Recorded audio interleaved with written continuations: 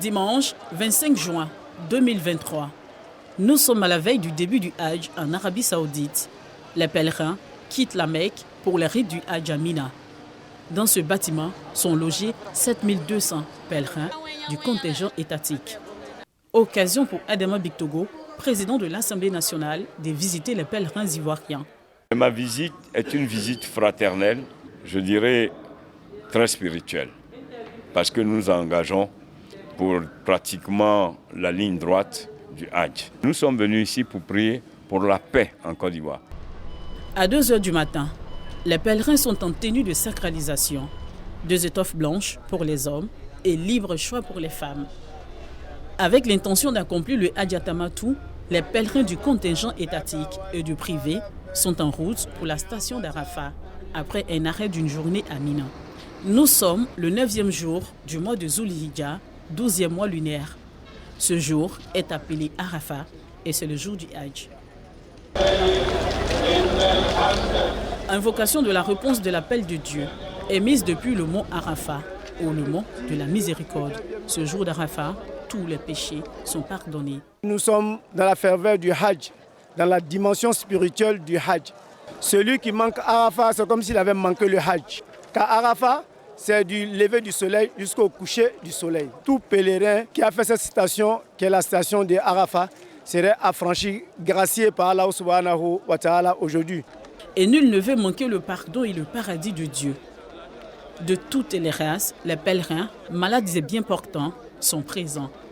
Je viens d'Éthiopie et arrivé aujourd'hui au mont Arafat, c'est la concrétisation de notre foi, de notre Hajj. Et on remercie Allah de nous avoir permis d'être ici, présents, de pouvoir l'adorer sans rien lui associer avant tout. Je suis venu pour prier le bon Dieu pour qu'il me pardonne mes péchés, qu'il m'accorde le paradis, Firdaus. Je prie pour mes enfants, je prie pour mes amis, pour mon pays.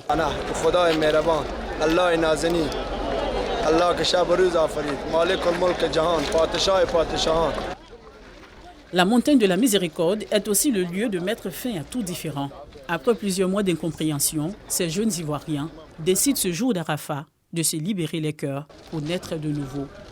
Qui dit miséricorde, dit pardon. Ici, nous faisons part de ce que nous avons pu faire comme offense, comme péché, et nous demandons tout simplement à Allah de pouvoir nous pardonner. Nous les daïs que nous retrouvons aujourd'hui ici, vraiment devant Allah, demander pardon à Allah, se pardonner entre nous et également transmettre le message de fraternité à ceux que nous suivrons, Inch'Allah, à travers le monde. C'est le lieu de l'illustration de l'unicité de l'islam, d'Allah, mais aussi de l'unité et de l'union des musulmans.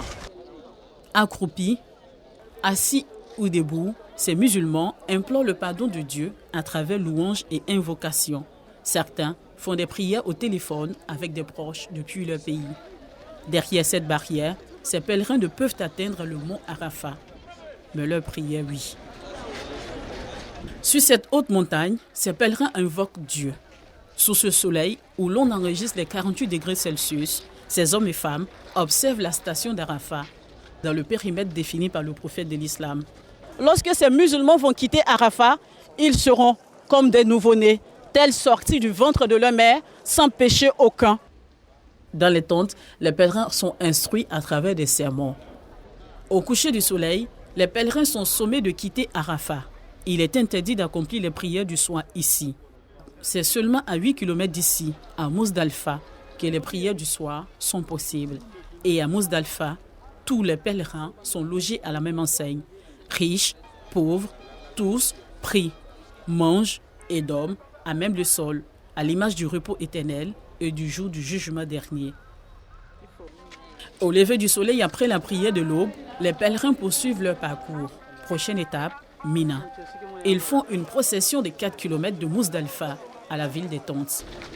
Le prophète de l'islam a fait cette procession avec ses compagnons. Chaque année, les pèlerins la reproduisent. C'est pas facile du tout, mais on fait avec. Bon, il faut en tout cas un peu moral. C'est dans la tête. I'm very happy. Every Muslim in the world must be brothers. No difference between Iran, Africa. Selon l'autorité générale des statistiques d'Arabie Saoudite, cette année, ce sont 1 845 045 musulmans qui sont venus du monde pour accomplir le 5e pilier de l'islam, soit environ 1 million de plus qu'en 2022. 90% de ces pèlerins, soit 1 660 915, sont venus de l'étranger. Les 184 130 autres sont des citoyens et résidents du royaume saoudien, avec 969 694 hommes contre 875 351 femmes. Les Asiatiques représentent le premier contingent de pèlerins avec 63,5%. Mina, la cité des tentes. C'est ici que les pèlerins vont séjourner pendant les 3 prochains jours. Le lendemain d'Arafat, c'est la fête de la Tabaski partout dans le monde, sauf pour les pèlerins. Ils doivent regagner leur tente et se préparer à la lapidation de Satan, un autre rite du Hajj. Logés par pays avec des indications, tous les pèlerins ne retrouveront pas leur tente de sitôt. À Mina, toutes les tentes se ressemblent, les rues aussi. Ici, il faut savoir lire et surtout avoir le sens de l'orientation. Une combinaison difficile pour les personnes âgées. Elles s'égarent donc souvent.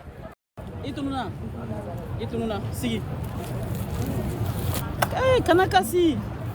Neni mun nana tere ka faru u nana ko an bɛna sen na tere fariya fɛ ne sera yan n donna kasi. Bon, il faut t'asseoir.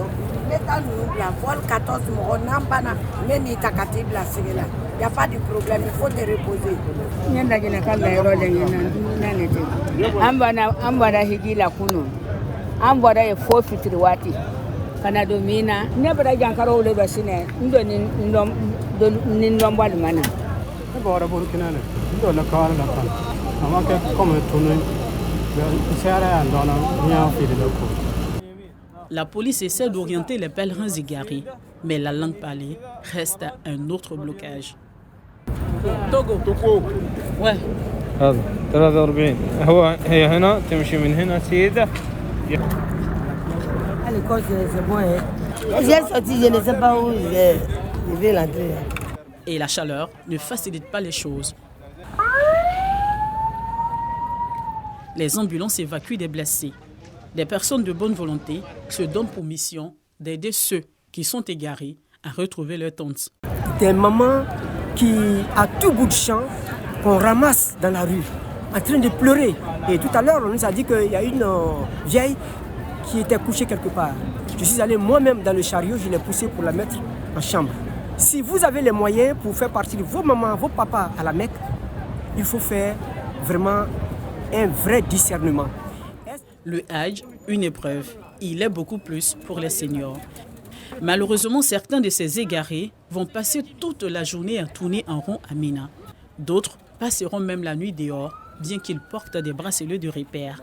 Les efforts des encadreurs et des volontaires n'y changeront rien. Pendant ce temps, les groupes se suivent pour la lapidation de Satan à la Jamrat. Après cette première lapidation de Satan, avec 7 cailloux, les pèlerins se rasent la tête, ce qui permet aux pèlerins de se désacraliser à moitié. Ils reprennent une vie normale avec des tenues de leur choix, mais pas de rapport sexuel entre époux et pas de demande en mariage, les deux interdits à observer pour les 3 autres jours de lapidation de Satan. Par groupe dirigé, les pèlerins retournent à la lapidation le lendemain. Cette fois-ci, ils ont 3 Satans en forme de 3 stèles à lapider. Le petit Satan, le moyen et le grand, avec 7 cailloux chacun, soit 21 cailloux par jour. Ce geste symbolique commémore une histoire. C'est une manière d'aller imiter notre père, le père du monothéisme, Ibrahim alayhi salam. Allah lui a demandé d'immoler son fils. Donc le Satan est venu plus de 3 fois pour venir les perturber, lui et son fils, et les deux ont lapidé Satan. Dans cette lapidation-là, c'est ce que les pèlerins vont imiter pour lapider le Satan de notre vie. Vraiment, j'ai été libéré parce que quand je suis arrivé, quand j'ai vu, c'était pas facile. Quand j'ai jeté les pierres, ça m'a dégagé beaucoup de choses. Au 6e jour, les pèlerins quittent enfin Mina. Aménagés pour ne recevoir que les pèlerins, cette cité n'a de vie que le 12e mois de chaque année lunaire. Après le départ des pèlerins, seules les tentes demeurent à Mina. De retour à la Mecque, les pèlerins se rendent dans la mosquée Al-Haram pour terminer le Hajj. Ils feront un tawaf ifada, soit 7 fois le tour de la Kaaba, et un saï, c'est-à-dire 7 fois l'aller et retour entre les monticules de Safa et Marwa, en hommage à Hajara, la deuxième épouse du prophète Ibrahim, à la recherche d'eau et de provisions. Le tout couronné par l'immolation d'un bélier en offrande à Dieu. Après avoir fini de quitter Arafat et Muzdalifa, c'était une obligation sur vous de faire une immolation le 10e jour du mois de Zulhijjah. Il y a un système de bancarisation où chacun va verser son argent du mouton. Et ces moutons sont achetés par l'Arabie Saoudite et c'est immolé par l'État saoudien, Inch'Allah. Après ce parcours du combattant, les pèlerins deviennent des El Hadj et Hadja. Ils peuvent enfin rentrer chez eux. Et vêtus de leurs plus belles tenues et des parures du peuple hôte de l'Arabie Saoudite, les El Hadj et Hadja sont prêts pour le dernier trajet. À l'aéroport Félix Houphouët-Boigny d'Abidjan, l'émotion est à son comble.